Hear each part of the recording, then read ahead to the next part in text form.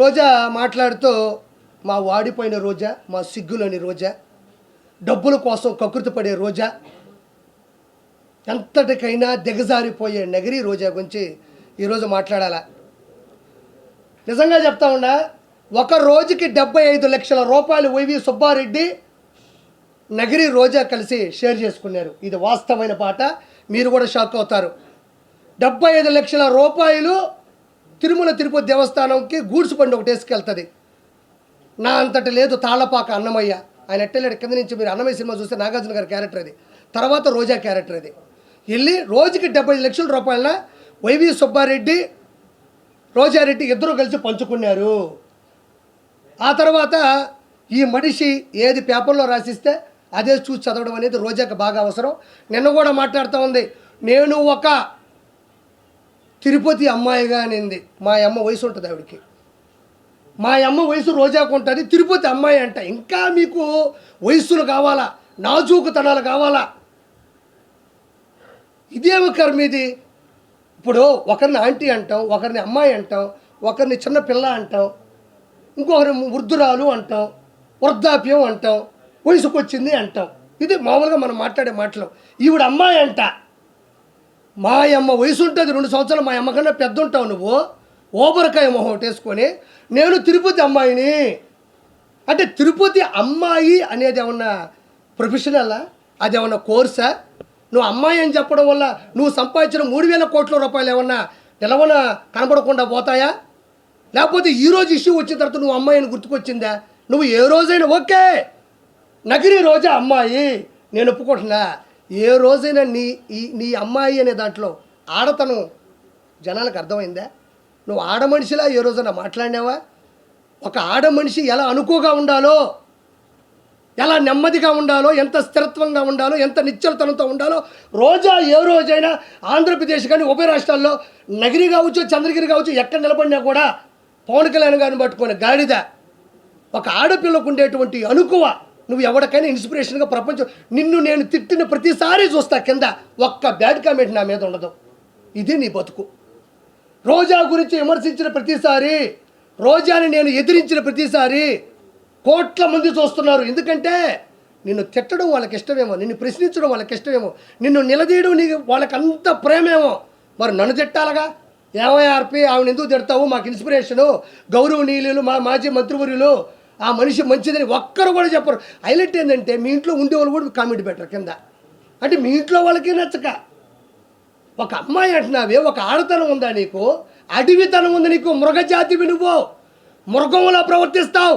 డబ్బులు అకౌంట్లో పడితే అన్నదమ్ములు అక్కడ ఇక్కడ మోసం చేస్తే వచ్చే డబ్బులతో 3,000 కోట్ల నుంచి 5,000 కోట్లు ఈరోజు సంపాదించింది నగిరి రోజా. ఆ డబ్బులు నగిరికి పెట్టుంటే మహానగరం అయి ఉండేది ఈరోజు. ఎందుకు చేసావు ఈ పద్ధతులు? మళ్ళీ ఇంకో నేను ఈరోజే చెప్తున్నా, ఈ మనిషికి అన్నీ తెలుసు. లడ్డులో ఉండేటువంటి కొవ్వు పదార్థాలకు సంబంధించినటువంటి 15% రోజా తీసుకుంది. ఇది వాస్తవం. వాస్తవం కాకపోతే రోజాని డిబేట్కి రమ్మనండి, లేకపోతే నా ముందుకు వచ్చి మాట్లాడమనండి. నేను చాలాసార్లు చెప్పానన్నా, రోజా చేసిన అక్రమాలు చెప్పా. ఎక్కడైనా గుర్తుపెట్టుకోండి, నేను ఇది చెయ్యలేదు అని ఒక స్టేట్మెంట్ ఇచ్చిందా?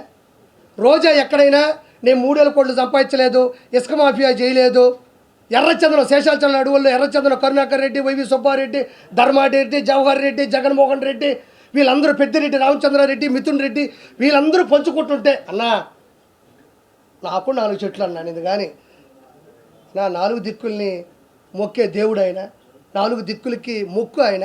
అలాంటి వ్యక్తి శేషాచలంలో ఎర్రచందనం ప్రకృతి వనం, అది ప్రకృతికి సంబంధించినటువంటి సంపద, అది నాకు సంబంధం లేదని రోజా అల్లా. నేను ఈ లెక్కని చెప్తే 5,000 కోట్లు దాటిపోయింది. ఇప్పుడు నేను చెప్పిన లెక్కనైతే ఎర్రచందనం 5,000 కోట్లు దాటిపోయింది. నేను ఒక మాట మాట్లాడింది, చంద్రబాబు నాయుడు గారు ఆయన హయాంలో మర్డర్లు, హత్యా రాజకీయాలు ప్రిపేర్ చేస్తున్నాడు అనింది. నేను రోజాన ఒకే ఒక క్వశ్చన్ సూటిగా మాట్లాడుతున్నా. చంద్రబాబు నాయుడు గారు మనుషులు చంపే వ్యక్తిత్వం ఉంటే, హత్యా రాజకీయాలు చేసే పనే ఉంటే ఎంతో కొంత పైపుడుతూ చేయాలి, మనుషులు పెట్టాలి. కాబట్టి మొన్న విజయవాడ విషాద విపత్తులో 30 లక్షల మంది జనాలు ఇళ్లలో వరదలో చిక్కుకుపోయి ఉంటే, అందులో టీడీపీ వాళ్ళు ఉన్నారు, వైఎస్ఆర్సీపీ వాళ్ళు ఉన్నారు, బీజేపీ వాళ్ళు ఉన్నారు, సిపిఎస్సీపీ వాళ్ళు కూడా ఉండొచ్చు. నిజంగా వాళ్ళు వైఎస్ఆర్సీపీ వాళ్ళు చంపేయాలి, హత్యా కుట్రలు చేయాలి, కక్షపూరితోటి రాజకీయం చేయాలనుకుంటే కేవలం వైఎస్ఆర్సీపీ వాళ్ళకి ఆహార పొట్లాలు, నీళ్ళ పొట్లాలు, గ్యాసు సిలిండర్లు, నిత్యావసర సరుకులు ఆపేస్తే సరిపోతుందిగా. ఓవరాల్గా 10 రోజులు పట్టింది కదా జనాలు ఇంట్లో నుంచి బయటికి రావడానికి. వాళ్ళ ఇళ్ళలో కూడా చిన్నపిల్లకాయలు ఉన్నారు, పాల ప్యాకెట్లు కావాలా, కరెంటు పోయింది, కొవ్వొత్తులు కావాలా, తినడానికి ఆహార పదార్థాలు, తాగడానికి పొట్లాలు కావాలా. 4 కార్యకర్తలు పిలిపించి ఇక్కడ ఎవరు వైఎస్ఆర్సీపీ వాళ్ళు అంటే ఖచ్చితంగా లిస్ట్ ఇస్తాడు. కాబట్టి ఇమ్మీడియట్లీ వాళ్ళందరికీ ఇవన్నీ ఆపేస్తే హత్య రాజకీయం కూడా చేయక్కర్లేదు. వాళ్ళ పాటికి వాళ్ళే పోతారు కదా, ఆకలితో దప్పికలతో అలమటించిపోయి కుంగి కృషించి నశించి పోతారు కదా. 10-15 రోజులు ఎవరు బతకలేరు. అందులో గాలి కూడా ఆడని ఊపిరన్న పరిస్థితుల్లో చంద్రబాబు నాయుడు గారు వైఎస్ఆర్సీపీ వాళ్ళు ఈ వరదల్లో ఎవరు చిక్కుకో ఉన్నారని జస్ట్ డేటా తీసుకుంటే చాలు. హత్యా రాజకీయాలు చేయాల్సిన అవసరం చంద్రబాబు నాయుడు గారికి ఎందుకు? జస్ట్ వరదల్లో కొట్టుకుపోతారు, లేదా ఇళ్లలోనే చచ్చిపోతారు. పోనీ చంద్రబాబు నాయుడు గారు పెద్ద మనసుతో ఎన్ని చేశాడు. కేవలం రోజా మీరు అంటే నీకు నగిరిలో వరదలు రానక్కర్లే, విజయవాడలో కూడా వరదల్లో వైఎస్ఆర్సీపీ వాళ్ళు చిక్కుకున్నారు కదా. ఒక్క నా బట్టైనా వైఎస్ఆర్సీపీలో కోట్లు సంపాదించిన ఒక్కడైనా నెలలోకి దిగి ఈరోజు రోజా తిరుమల కొండ మీదకి వెళ్తే ఎవరైనా ఆపారా? మొన్నే పోయింది ఒక వారం క్రితం. ఎవరైనా ఆపారా? అక్కడే ఆపంది, అధికారం వచ్చేది అక్కడే ఆపంది. నువ్వు నీళ్ళలోకి వెళ్ళి ప్రజలకు సేవ చేస్తుంటే ఎవడు ఆపుతాడు నిన్ను ఆపే అంత పరిస్థితి ఎక్కడుంది? ఎవరు పాడుకోవాలి నీళ్ళలో కూర్చొని ఈదుకుంటా 10 మందికి సాయం చేస్తుంటే నువ్వు ఇంకో వైపు పో, వాళ్ళు ఇంకో వైపు పోతారు. ఆహార పొట్లాలు తీసుకోండి. ఎంతసేపు ఎవరైనా చచ్చిపోతే బాగుండు. చంద్రబాబు నాయుడు గారు వాళ్ళకి ఏమీ చేయలేకపోయినాడు. పొరపాటున మనం ఏమన్నా మేలు చేస్తే 10 మంది బతికేస్తే చంద్రబాబు నాయుడు గారు అకౌంట్లోకి వెళ్ళిపోద్దా? లేకపోతే మనం సేవ్ చేస్తే ఇప్పుడు శవాలు దొరకవు. బతికించడానికి సవాల్ ఇచ్చేది చంద్రబాబు నాయుడు గారు అయితే చచ్చిపోయిన శవాలు నేర్పుకునేది జగన్మోహన్ రెడ్డి, అతని క్యాబినెట్ మినిస్టర్లు, అతని ఎమ్మెల్యేలు.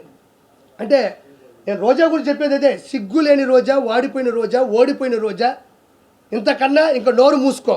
ఇంకా కూడా మనం కొంచెం టైం తీసుకోవాలి. ఇది తిరుమలకు లడ్డూకు సంబంధించిన విషయం కాబట్టి